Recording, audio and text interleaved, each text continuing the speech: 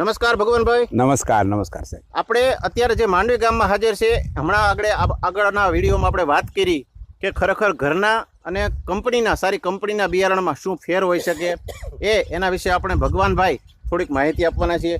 તો ભગવાનભાઈ, અત્યારે જે આપણે પ્લોટમાં ઊભા છીએ એ આ બાજુ છે, આ સાઈડમાં છે નક્ષત્ર મગ છે, અને આ બાજુ જે પ્રાગજીભાઈ આવ્યા છે એ ઘરઘરાવ પોતાના ઘટાતા અને અથવા અખતરો કરવા માટે કે કંપનીના અને ઘરઘરાવ વાવવામાં શું ફેર પડે એ ડિફરન્સ જોવા માટે પ્રાગજીભાઈ આ પ્લોટ કર્યો છે. તો ભગવાનભાઈ, આના વિશે તમારું શું કહેવું છે? મારું માનવું સાહેબ એવું છે કે ખરેખર નક્ષત્રની ક્વોલિટી બરાબર.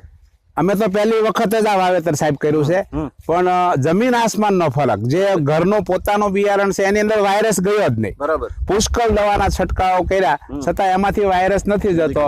અને આ મગની અંદર વાયરસનો શરૂઆતમાં ઉપદ્રવ હતો, સફેદ માખીનો ઉપદ્રવ હતો, મારે પણ હતો, પ્રાગજીભાઈ ને હતો, પણ એ દવાથી કંટ્રોલ થયો અને આજે આ માનો કે 60 દિવસમાં મગ પાકી ગયા અને ખૂબ જ સારી પરિસ્થિતિ, એની સારી કન્ડિશન સારી, અને છોડ સામે આપણને ડિફરન્સ દેખાય છે. ઊંચાઈમાં 1.5 ફૂટનો ફરક.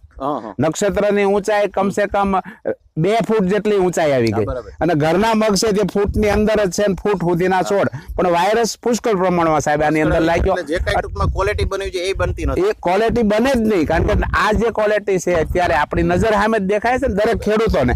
મારું કહેવાનું એટલું જ થાય કે નક્ષત્ર ક્વોલિટી એવી છે કે જે વાવાય એવી છે, અને ઉનાળાની અંદર 60 દિવસની અંદર જો ખેડૂતને ઘરમાં કોઈ રકમ આવતી થતી હોય તો આ નક્ષત્ર ક્વોલિટી છે. બરાબર છે.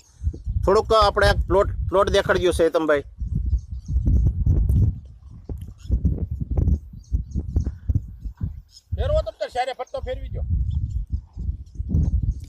તમે જોઈ શકો છો ખેડૂત મિત્રો કે ખરેખર ઘરના ઘરઘરાવ અને સારી કંપનીમાં કેટલો ડિફરન્સ હોઈ શકે.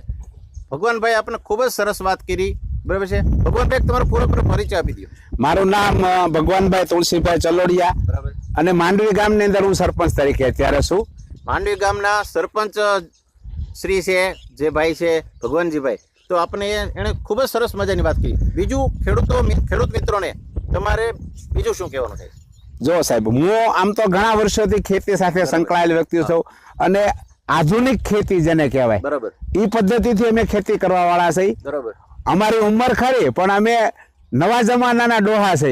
68માં મેં ઓલ્ડ એસએસસી સાહેબ કરેલી છે, અને નોકરીની જગ્યાએ ખેતી સંકળાયા અને ખેતીમાં ખૂબ સારું કમાણા.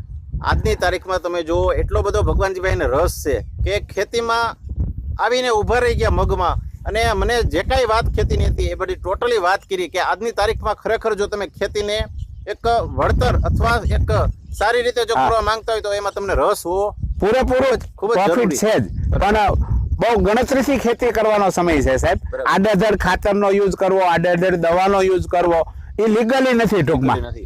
તો જે આપણે ભગવાનજીભાઈ વાત કરી કે મગનો પાક એકદમ ટૂંકા સમયનો પાક છે, અને 60 થી 70 દિવસમાં તમને રોકડી રકમ તમારા હાથમાં આપી દેવો પાક છે. તો આ ખૂબ જ ધ્યાનમાં લેવાની વસ્તુ છે. બીજું, તમારે આપણા ગુજરાતના ખેડૂતો, તમે બહુ હોશિયાર અને પ્રગતિશીલ ખેડૂત છો, તો અત્યારના સમય પ્રમાણે ખેડૂતો ગણતરી વગરના આજ ખેતી કરી રહ્યા છે. બરાબર. સારા ખેડૂતો છે, ગણતરી પૂર્વક ચાલે છે. તો ખરેખર ક્યાં આયોજન રીતે ખેતી કરવી જોઈએ? ખરેખર મારી માન્યતા સાહેબ એવી છે બરાબર કે આજના સમયમાં ખેતી ખર્ચાળ છે ખૂબ જ.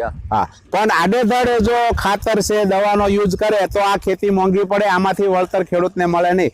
પણ ગણતરી પૂર્વક અને ગણતરીના દિવસોની અંદર જો ઉત્પાદન લેવું હોય તો ઉનાળો મગની ખેતી કરવી જરૂરી છે. અમે તો આ વર્ષથી નક્કી કર્યું કે પાણી હોય કુવાની અંદર, જો પાણી મીઠું પાણી હોય તો આ મગની ખેતી કરવી ખૂબ જ લાભદાયક. દરેક મારે ગુજરાતના દરેક ખેડૂતને કહેવાનું છે કે ખરેખર તમે જો સારી ખેતી અને સારી આવક મેળવવા માંગતા હો તો આ મગની નક્ષત્ર મગની ખેતી કરવામાં ખરેખર લાભ છે.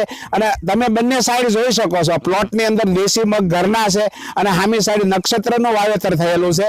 તો ક્વોલિટી તમે જુઓ, અને કલરની અંદર પણ નક્ષત્ર મગની અંદરની ક્વોલિટી જે છે એનો કલર છે, એનું ગ્રેડિંગ તમે હલરમાંથી નીકળો એટલે સંપૂર્ણપણે 100% તમને ગ્રેડિંગ કરેલો દાણો દેખાશે, એવું અમારું માનવું છે સાહેબ.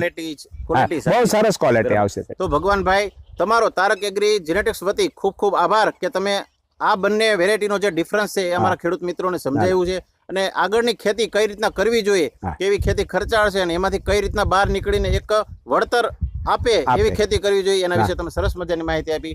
તો ભગવાનભાઈ તમારો ખૂબ ખૂબ આભાર. જય શ્રી કૃષ્ણ, જય હિન્દ, જય ભારત. આવજો. ધન્યવાદ.